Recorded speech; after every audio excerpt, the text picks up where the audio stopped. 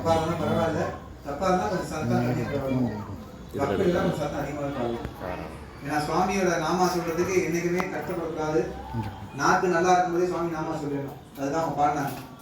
நாக்கு கொள்ளைச்சுன்னா என்ன பண்ணுவேன், சளி அடிச்சிச்சுன்னா என்ன பண்ணுவோம், பேர் சொல்ல முடியாமல் போயிட போது. அதனால இப்பயே பாடுறேன் சுவாமி, என் நாக்கு நல்லா இருக்கும்போதே பாடுறேன், என் நாக்கு நல்லா இருக்கும்போதே போடுறேன். எனக்கு உடம்பு சரியில்லாம் நான் என்ன பண்றது, நான் போய் படுத்துட்டேன்னா என் பக்கத்துல வந்து யார் பாடுவாங்க தெரியாது, உன் நாமத்தை நான் என் காதால் எப்படி கேட்பேன்னு தெரியாது. நான் நல்லா இருக்கும்போதே பாடுறேன், நல்லா இருக்கும்போதே பாடுறேன்.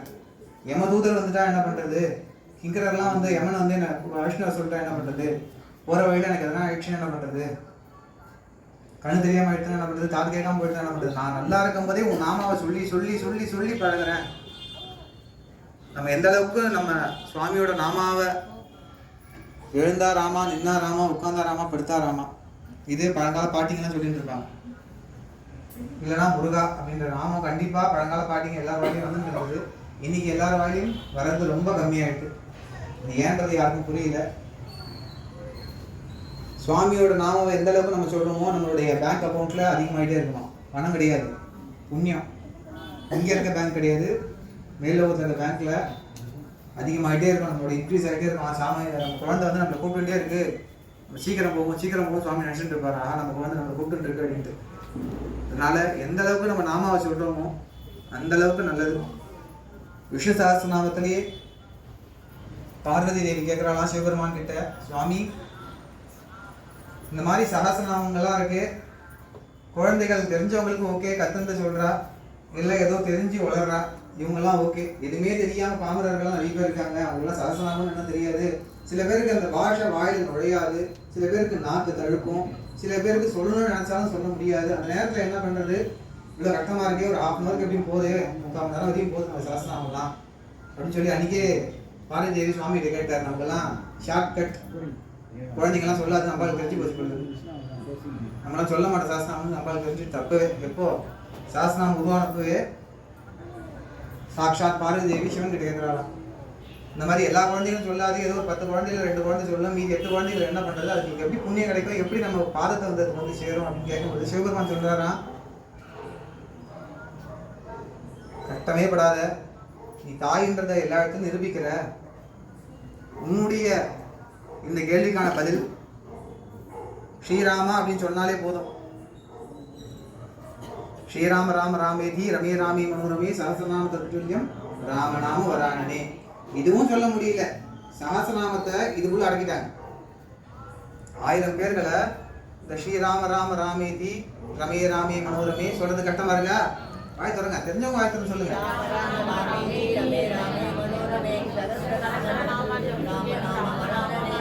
இது வந்து சொல்றதுக்கு 10 பேருக்கு தெரியுது, 20 பேருக்கு தெரியல. இதுவும் சொல்ல தெரியல சுவாமி குழந்தைங்களுக்கு. அப்ப என்ன பண்றது, ஸ்ரீராமா ராம ராமா ராம ராமா அதுவும் வரலையா, திருப்பி போடு ராம ராம ராம ரானா போதும், ராமா ராமான்னு வந்துடும். ராமான்னு சொல்ல வரலையா, மராமரான்னு சொல்லு, திரும்ப போட்டா அது வந்துடும், முடிஞ்சு போச்சு அப்படின்னு சொல்லி நம்மளுக்காக பார்வதி தேவி சிவபெருமான் கிட்ட கேட்டு ஈஸியா குழந்தைகள்லாம் எப்படி ஷார்ட்கட். ஏன்னா எல்லாரும் பைபாஸ்ல தான் வரணும்னு இப்போ நினச்சிட்டு இருக்கோம். ஊருக்குள்ளெல்லாம் போய் என்ன நடக்குது ஏது நடக்குதுலாம் பார்க்கறது கிடையாது. நேராக பைபாஸ்ல போனால் வரணும் அப்படின்னு அந்த பைபாஸை அன்னைக்கே அம்பாள் கொடுத்துட்டா நமக்கெல்லாம். ஷார்ட்கட்டாக குழந்தைகள்லாம் எப்படி புண்ணியத்தை அடையணும் அப்படின்றதுக்கு தான். அதுதான் சொல்றது, உட்கார்ந்தா ராமா, நின்னா ராமா, எழுந்தா ராமா, படுத்தா ராமா, எல்லாத்துக்கும் ராமநாமம் சொன்னனாலே. ராமநாமம் மட்டும்தான் சொல்லணும் அப்படிங்கிற கண்டிப்பாக கிடையாது. சுவாமியோட நாமம் எதுவானாலும் சரி, முருகான்னு சொன்னாலும் சரி, ஈஸ்வரான்னு சொன்னாலும் சரி, பராசக்தின்னு சொன்னாலும் சரி, சுவாமியோட நாமம் எந்த அளவுக்கு நம்ம சொல்லிட்டே இருக்கணும், அங்கே இருக்க அக்கௌண்ட்ல நமக்கு கிரெடிட் ஆகிட்டே இருக்கும், இன்னைக்கு கூட்டிகிட்டே இருக்கும், மேலே போகும்போது நமக்கு ஈஸியாக இருக்கும். அதை சொல்லியே ஆகணும். மட்டும் இல்லாமல் இந்த தினம் அருணாச்சல சுவாமிக்கு மூல நட்சத்திரமும் அமாவாசை என்ற திதியும் சேர்ந்த தினம். இந்த சுவாமியுடைய ஆஞ்சநேய சுவாமியுடைய ஜென்ம நட்சத்திரம். இன்னைக்கு சுவாமி காலத்துல விசேஷமா அபிஷேகங்கள். சுவாமி வானரம்ன்றதுனால அப்புறம் சொல்லக்கூடாது, வானம் சொல்லணும். அதில் தமிழ்ல வானரம் தான் பேரு. பழ வகைகளாக சுவாமிக்கு அபிஷேகங்களும் விசேஷ அலங்காரங்கள். காலையில சஹஸ்ரநாமம், சாயங்காலம் சுவாமிக்கு விசேஷமா தியானம் பண்ற திருக்கோலத்துல சுவாமியோட திருக்காட்சி. ஆஞ்சநேய மூர்த்தி ராமனை நோக்கி தியானம் பண்ற திருக்கோலத்துல சுவாமிக்கு திருக்காட்சி.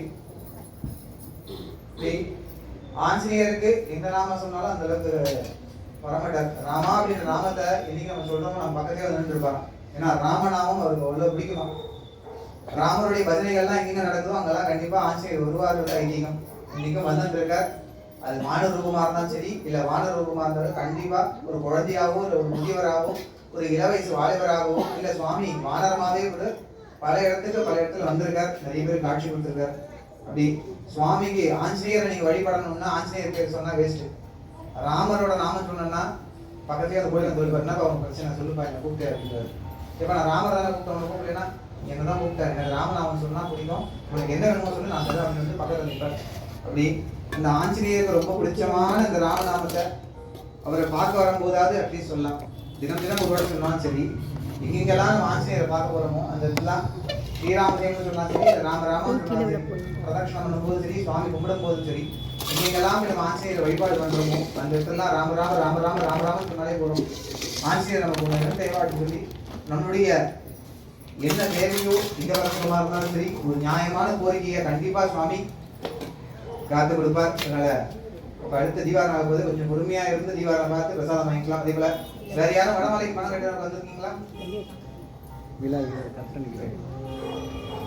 கொஞ்சம் பொறுமையா இருந்து ஆரத்தி பார்த்துட்டு தீர்த்த சுடாரி சேவிச்சுட்டு அங்க வாசல் கிட்ட பிரசாதம் கொடுப்பாங்க, அங்க போய் பிரசாதம் வாங்கிக்கலாம்.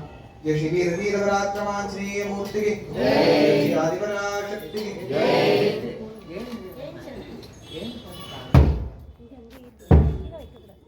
அந்த மருந்து சொல்லின் செல்வன் ஆஞ்சநேயன் தின்னும் மருந்து சொல்ல சொல்ல தித்திக்கும் அந்த மருந்து ராம ராம ராம ராம ராம ராம ராம ராம ராம ராம சீதா ராம ராம ராம் ஜனாபாக்கியம் என்னும் மருந்து அவத்துடன் அசை போட்டு தின்ன மருந்து தாரக மன்றம் அந்த மருந்து தாபம் ஒன்றும் போக்கடிக்கும் அந்த மருந்து தின்ன தின்ன திகட்டா